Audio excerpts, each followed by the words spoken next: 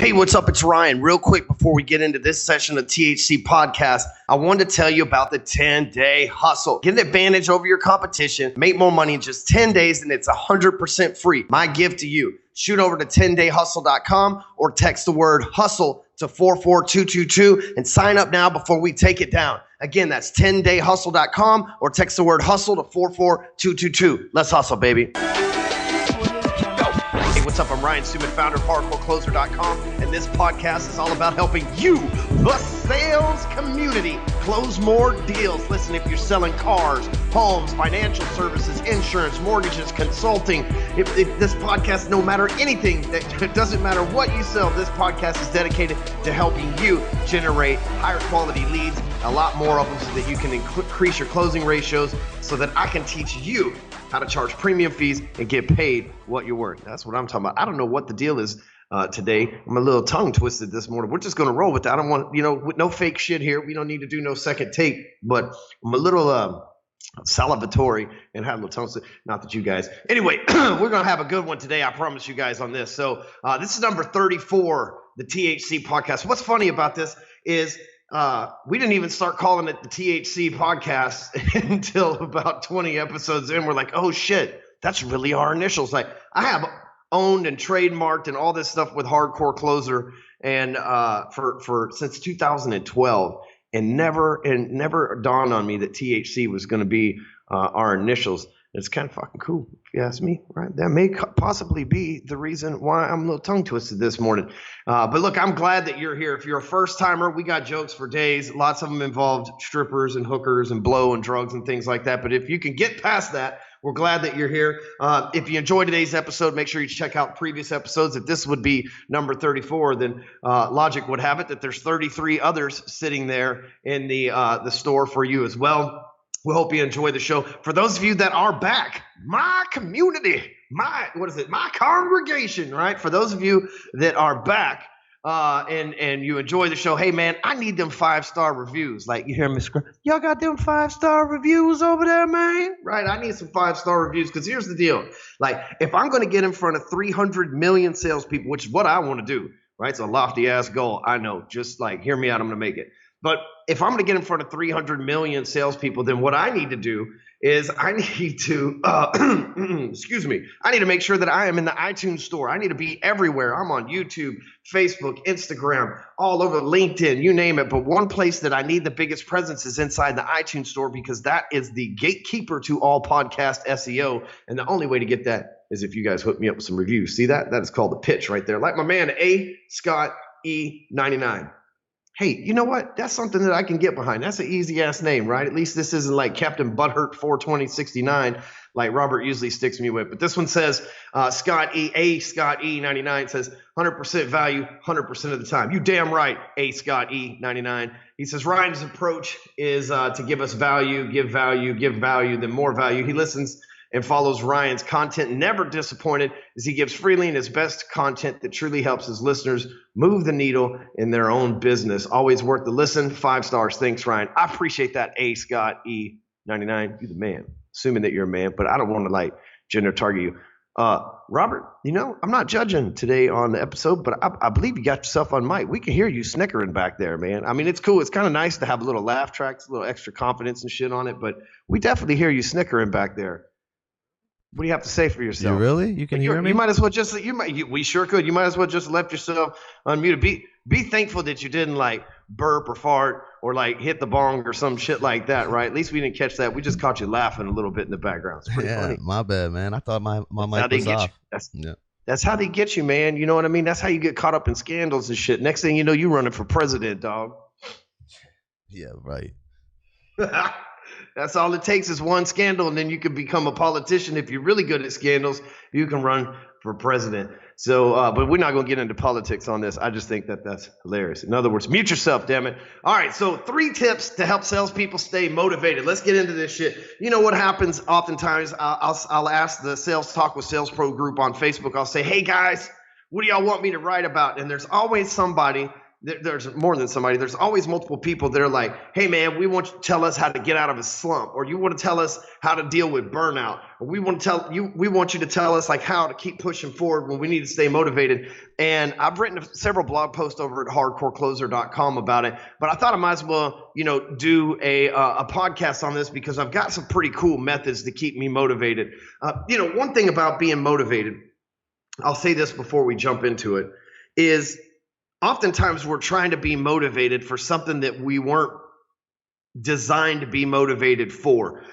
So in other words, if you weren't born to race, you were born to, like, if you're not into racing cars, but that becomes your job, then what happens is oftentimes you're trying to stay motivated at something you don't want to do. So let's just give a real world example. Say that you're an insurance salesperson and you were born and you sing in the church and everything else, and you're really born to sing, and you're motivated to go to church and sing in the choir, or maybe you play in a band after hours or whatever the case. You're motivated to do that. You never seem to have any kind of lack of motivation in that field, whatever your hobby is.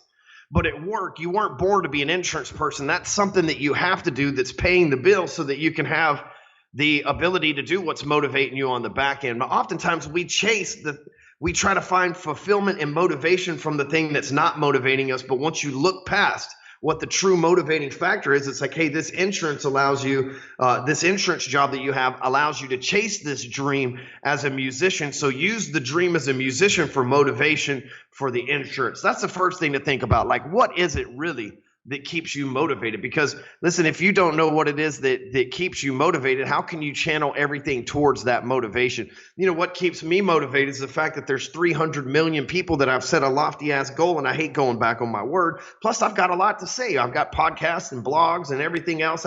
What keeps me motivated is just helping energize the marketplace. I've said this time and time again. There's two types of people. There's energy producers and energy demanders. And I'm an energy producer, and I want to produce as much, like the Exxon Valdez pipeline, right? I want to produce as much as I can while I'm here. So I know what my motivation is, but I'm chasing my motivation. I feel like the universe wired me and put me in this position for a reason, right? They put me here so that they know that I have the motivation when I was built, right? When I was designed, you could say by God, a creator, the universe, Darwinism, whatever. When I showed up here, I was downloaded with this DNA. And for years, I tried to stay motivated in the mortgage world, but I wasn't set up to be a banker.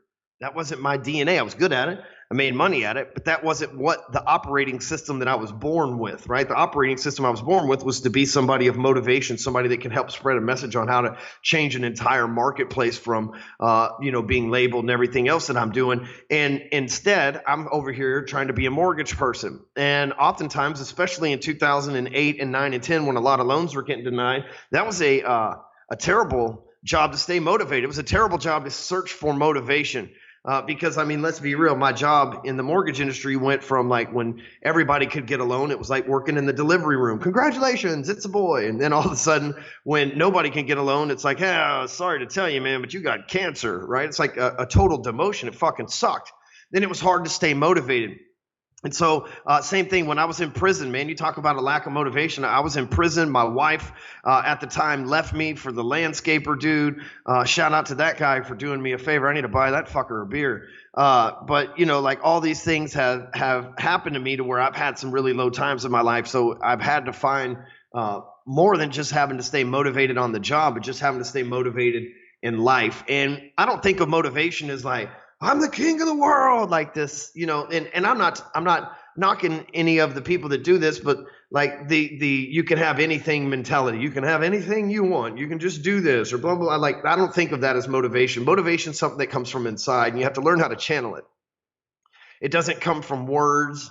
It doesn't necessarily, energy can come from words and videos and motivational speeches and stuff like that. But true motivation, lasting, sustainable motivation comes from inside. So the first thing, I'm going to give you three things that deal with staying motivated. It's three things that'll help you when it comes to staying motivated. Number one is exercise. Look, this is some real shit. I know you'd be like, oh, fuck. Well, here comes some stupid ass non-life changing information. No shit, Sherlock. You got to work out. Right. I get that. Right. But hear me out. The thing is, like, oftentimes we become complacent at life. And what happens is we go to work and we sit in a chair. Then we get up and we go sit on a toilet. Then we get up and we go sit down at lunch. Then we get up and we go sit down in our car. And then we come home and we sit down on the couch, right? We're doing all these all these activities all day from our ass. But yet we've had to work, and especially those of us in sales, right? We use our brain for a living. We're trying to think of fancy words to say and ways to, persuade and influence people and things like that. And we're sitting all day and our brain's exhausted, but our body's got all this energy because we didn't use our body. We used our brain. Our brain is exhausted. We are mentally whipped. We use that phrase a lot. But then our body is like all charged up and nowhere to go. It's like, having dude, if I knew more about working on cars, I was going to give a great car analogy, but I don't know what the fuck, right? It's like having a supercharger with no engine or some shit. But anyway, just know that your body's got all this built up energy that it can't burn off if you're not burning it. And a couple of things that you can do. First of all, when you're on sales calls, pace back and forth in your office, right? Burn some calories. Because, man, I'm telling you, when you have all the energy built up and you have all these calories built up, it clouds your mind. The best videos that I ever make, the best blog posts that I ever write, the best things that I think of come after good, hard exercise. And you know why? Because I've taken the levels of energy down in my body, which has allowed my brain to get some clarity on what it wants to put out. I'm telling you, if you were in a slump and you need some motivation, working out changes the game. You should always work out. I work out 3 to 5 days a week, and I have since I was 18 years old, like consistently. Never missing shit, 3 to 5 days a week. I haven't taken any, went through 2 years off and nothing, man. I've been consistent with this for a long thing. I've been the longest consistent with exercise than anything else in my life. And I'm telling you, when I'm having a rough time, when I'm having a tough spot, when I'm unmotivated, exercise gets me back jazzed up. There's something about burning energy that allows your body to bring more energy. So it's like, let's think of the car analogy again. You take gasoline, you put it in a car burns the gas and it puts out the shitty gas that it didn't need, the exhaust, right? And so your body's the same thing. You go in, you exercise, you're burning off, you're exhausting the fumes that you don't need, right? You're only operating on the good stuff, which allows your mind to get clear and everything else. Plus, it allows you to make room to where you can fill the tank up again, which will allow your car to go even further. Anyway, enough analogies. Exercise is a big deal. Number 2 is, what the fuck is the outcome that you want? So you're in a slump. Oftentimes people get focused on a slump. They're like, hey, I'm in a slump. This is where I'm at. Shit, I'm in a slump. This is where I'm at. And they start thinking, how do I get out of this slump? How do I get out of this? It's not how do you get out of this slump, right? What's the outcome? So what does out of this slump mean? Most people don't even know. They're not clear on what out of the slump means. So they don't know what it is that they have to get out of. They're not even clear what the slump means. So they don't even know what it is that they're in. So let's get clear. Right? So you're going to exercise, you're going to burn off your energy. That's going to give you a little bit of clarity. So what is the outcome that you want? When you can no longer say that you're in a slump, what does that look like? Does that look like 2 extra deals a week? Does that look like 5 deals under your belt? Does that look like a $10,000 paycheck? Does that look like a $1 million paycheck? Does that look like $2 million in volume? Is that 5 houses for sale? What does that look like? When you can look back and say, fuck, I'm out of the slump. What is that number? How many people is that? How many dollars is that? What does that look like for you? Most people, they say, man, I got to get out of this slump, but they don't know what the fuck that means. They might already be the fuck out of the slump. They don't know what it means because they haven't really thought about what being out of the slump means. So find an outcome. And once you get focused on an outcome, guess what? What the mind focuses on, it gets. It ain't always some overnight shit, but what the mind focuses on, it gets. That's just part of how the things work here on earth as we're wired to the grid and the way the universal laws work here for everything. What we focus on, we tend to attain. So if you'll figure out what an outcome where you're no longer in a slump looks like, and you'll get focused on that, guess what will happen? You get out of the slump. The 3, this is the one that's going to take a little while. I wrote an article for Addicted to Success a few months back.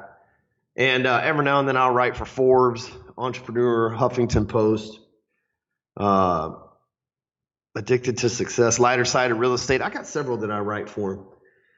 And I wrote this article for Addicted to Success after we created the Own It Academy program. You can go check it out at ownitacademy.co.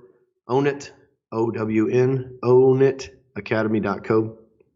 And it's what I call the catapult method. And it's a 8-step acronym for the word catapult. But if you think of how a catapult works, and this is where it's really going to kick in. If you're in a slump, this will really help you out a lot. But if you're in a slump, man, catapult is the way to go. And it's an acronym. And let me break it down why I use the word catapult. Like if you think about a catapult, right, there's like an arm, and you put like a ball or a person or whatever in it, and then you pull the arm down, and it's like maximum stress and tension all the way to the bottom, so that whatever ball is in the basket in the arm of that trebuchet or that catapult, right, and it goes under tension. As soon as you cut the tension loose, it slingshots the ammunition, the ball that's in the bucket, right? It slingshots that, catapults it into wherever it is that they want it to go, right? So oftentimes that's a metaphor for our lives, right? We get under max stress and tension, and two things can happen. The arm of the catapult could break and it never launch off, and it'd be a broken catapult, or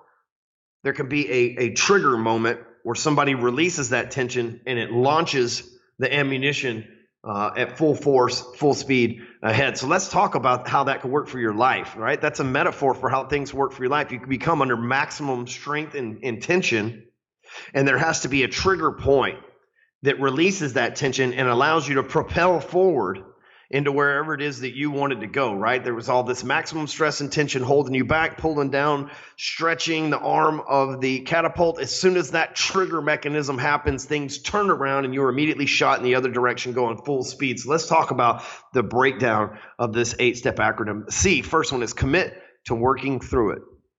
Right? Oftentimes we'll say we're in a slump, and then we'll just like I said earlier, we'll just say we're in a slump and stay in the slump. If you say you're in a slump, you'll stay in a slump. What you say is that you're committed to working through it. Things are slow right now. However, I have a plan to get out of this, right? Commit to working through it. Don't just stay in the slump. Don't have the mentality that you're into the slump, right? Commit to working through it. Know that you're going to get through it, because every drought ends with the flood. A, admit responsibility. You got yourself there. See, oftentimes we try to point the blame. It's the leads. It's the boss. It's the market. It's the season. It's the time of year. No, it's you, motherfucker.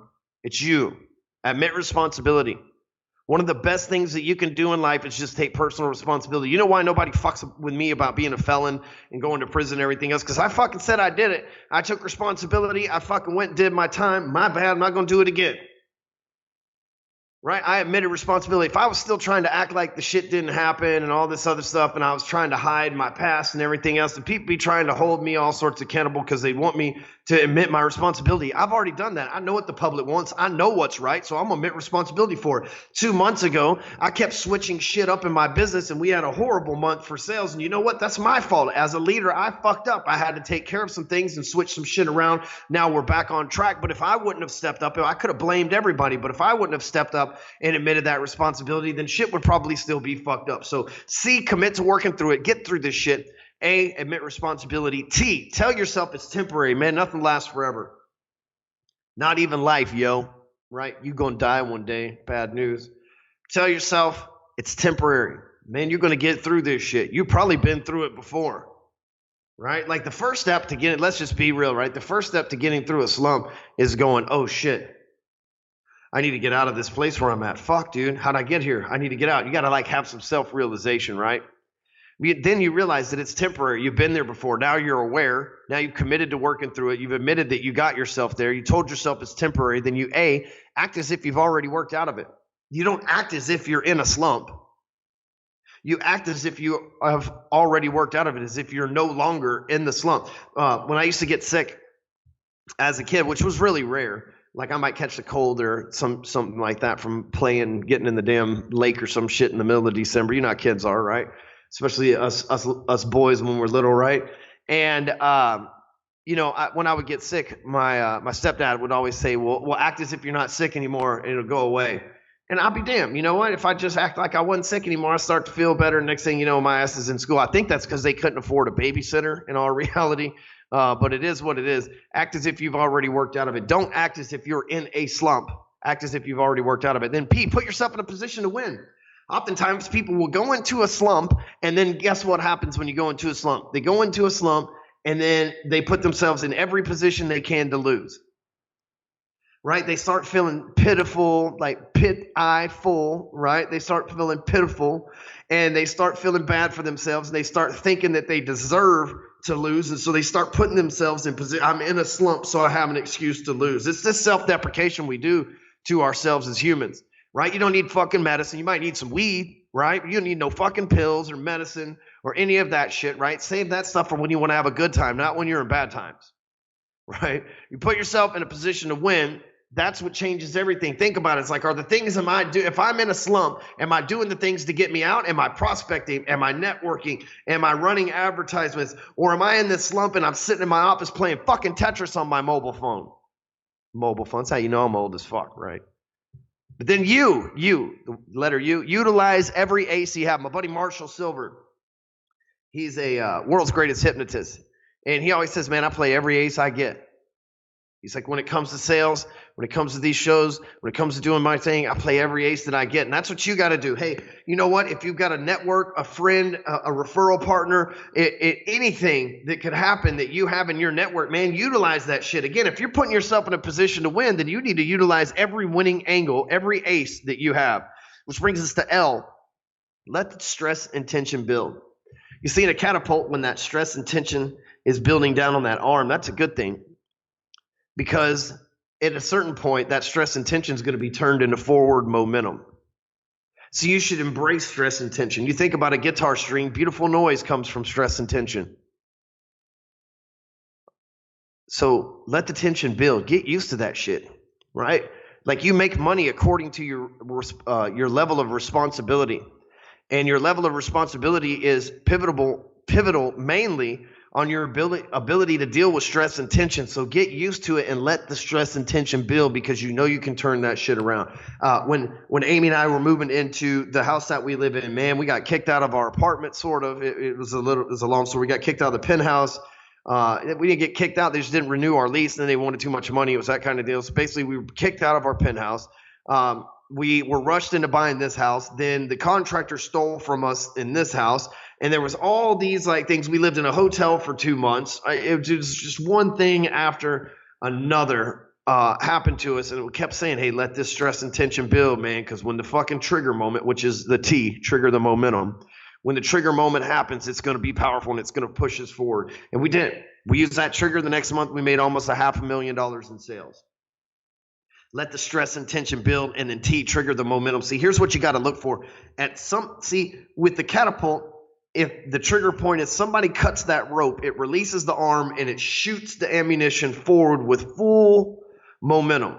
So what you're trying to do is identify the trigger so that you can trigger the momentum. You say, okay, so in a catapult, when the trigger releases, that's when everything turns around. So in your life, in your situation, in your slump, what is that one thing that if it took place, if you made this sale, if you made this amount of money, if you networked with this person, if you landed this account, it would turn everything around.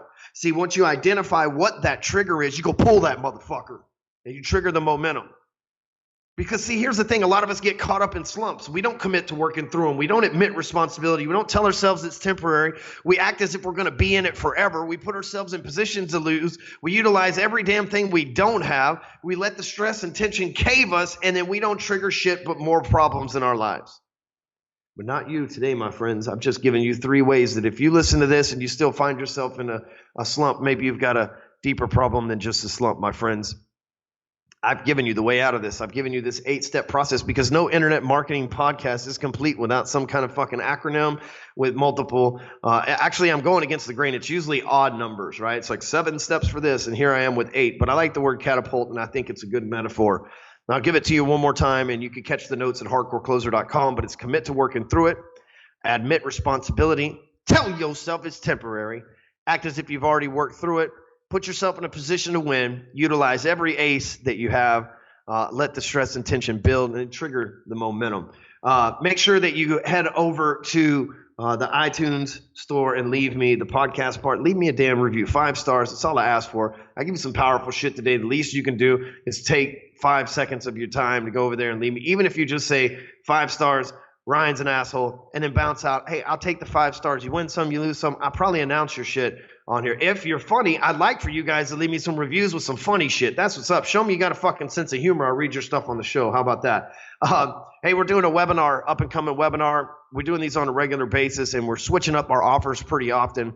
So it's like never the same thing twice. So make sure you sign up hcwebinar.com and get registered. hcwebinar.com. Dude, we're putting together some badass packages, changing some lives, and I enjoy doing these, man. They're good, and we're perfecting them as well. You can catch me on social media at clixo.com/closer, CLYXO.com/closer.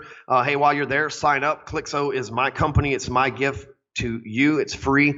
Clixo, CLYXO.com. You want to find me anywhere on social media, clixo.com/closer. See you next time. Make sure you share this. And if it's your first time, we hope to see you back next time. If you've been around before, we'll see you in the future. Later.